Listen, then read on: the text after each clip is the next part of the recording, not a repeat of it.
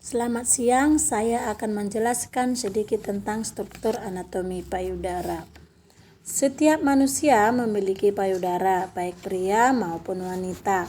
Hanya saja payudara pria dan wanita memiliki fungsi dan bentuk yang berbeda. Payudara pada pria tetap ada, tetapi tidak dapat berkembang sampai mereka dewasa.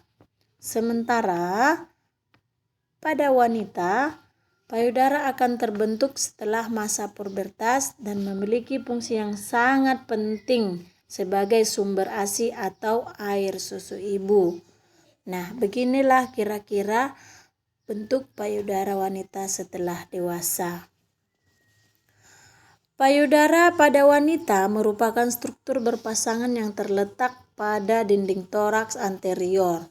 Payudara mengandung kelenjar susu, fungsi utamanya untuk menyusui. Kebanyakan payudara wanita tidak simetris dari segi ukuran maupun letak. Jika kita perhatikan, biasanya ada salah satu payudara yang lebih besar sedikit atau lebih kecil sedikit, namun intinya tetap sama. Struktur anatomi payudara dapat dibagi menjadi dua, yaitu struktur anatomi luar yang dapat dilihat mata telanjang dan anatomi dalam. Anatomi luar pada payudara ada tiga bagian, yaitu yang pertama korpus atau badan payudara, dua areola, yang ketiga puting susu. Korpus yang dimaksud adalah bagian melingkar yang mengalami pembesaran payudara atau bisa disebut dengan badan payudara. Sebagian besar badan payudara terdiri dari kumpulan jaringan lemak yang dilapisi oleh kulit. Sementara yang kedua yaitu areola merupakan bagian hitam yang mengelilingi puting susu. Ada banyak kelenjar sebasea, kelenjar keringat, dan kelenjar susu. Kelenjar sebasea berfungsi sebagai pelumas, pelindung bagi areola dan puting susu. Bagian areola inilah yang akan mengalami pembesaran selama masa kehamilan dan menyusui. Di bagian dalam areola terdapat saluran-saluran yang melebar yang disebut sinus lactiferus. Sinus lactiferus ini yang bertugas untuk menyimpan susu dalam payudara ibu selama masa menyusui sampai akhirnya dikeluarkan untuk bayi. Sel yang berperan dalam pergerakan areola selama masa menyusui disebut sel mitopitelial. Gunanya untuk mendorong keluarnya air susu. Sementara bagian yang ketiga yaitu puting susu atau papila. Papila susu dan areola adalah area payudara yang paling gelap. Puting terletak di bagian tengah areola yang sebagian besar terdiri dari serat otot polos. Berfungsi untuk membantu puting agar terbentuk saat distimulasi. Selama masa pubertas anak perempuan, pigmen yang berada di puting susu dan areola akan meningkat.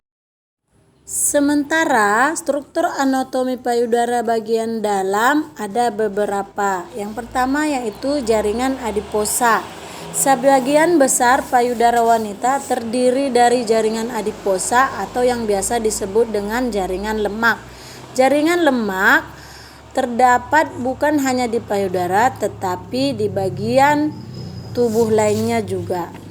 Pada payudara wanita, jumlah lemak yang menentukan perbedaan ukuran payudara wanita satu dengan yang lainnya.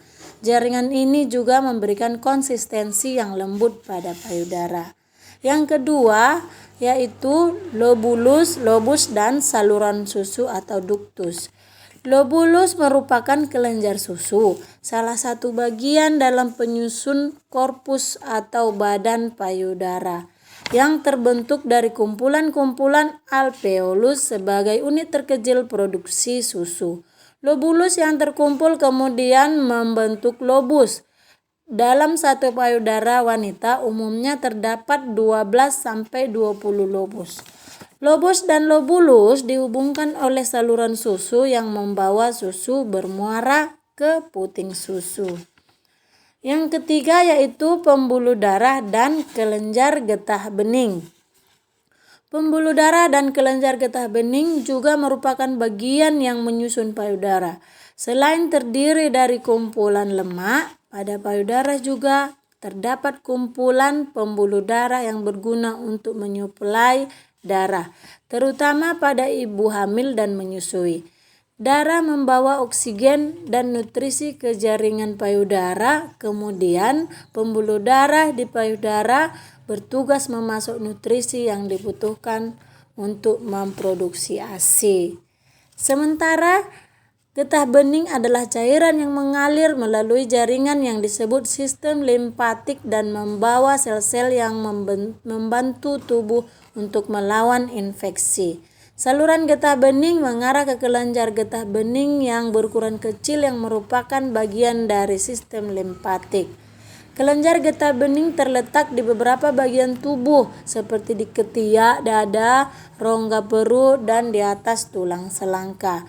Pada kasus kanker payudara, sel yang menyebabkan kanker bisa masuk melalui pembuluh darah atau saluran getah bening. Jika kanker telah mencapai titik ini, kemungkinan besar sel kanker telah menyebar ke bagian tubuh yang lain. Berikut tahapan perkembangan payudara pada wanita. Sebelum pubertas, payudara rata kecuali untuk bagian puting yang mencuat dari dada. Awal pubertas, areola atau daerah puting menjadi tunas menonjol dan payudara mulai mengisi.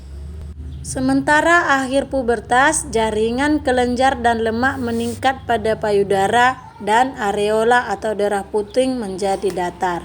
Selama menyusui, duktus tersebut membawa susu dari alveoli atau kantung susu di lobulus ke daerah gelap dari kulit pada payudara atau areola. Dari areola, saluran bergabung bersama menjadi saluran yang lebih besar dan berakhir di puting susu.